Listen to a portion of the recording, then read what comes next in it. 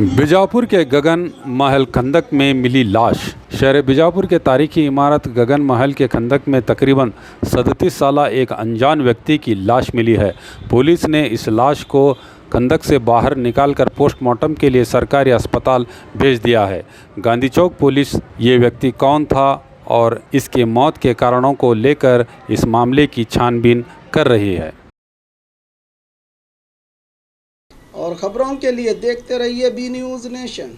कोतवाल dentofacial cosmetic centre आज pollution के चलते गंजेपन से मायूस चेहरे की खूबसूरती और कई तरह के दांतों की समस्याओं को लेकर हजारों रुपए खर्च करके भी सही इलाज हासिल नहीं होने वाले ना उम्मीद लोगों के लिए उम्मीद की किरण कोतवाल डेंटल कॉस्मेटिक सेंटर। आप एक बार यहाँ विजिट करके माहिर स्पेशलिस्ट और तजुर्बाकार national awardee doctor Imtiaz Ahmed, doctor SM Qazi, doctor Hina Imtiaz से अपने डेंटल, स्किन और हेयर से जुड़े प्रॉब्लम्स को दूर करके जिंदगी को हसीन बना सकते हैं। इनका पता Roshan complex opposite BSNL office, MG road, Bijapur.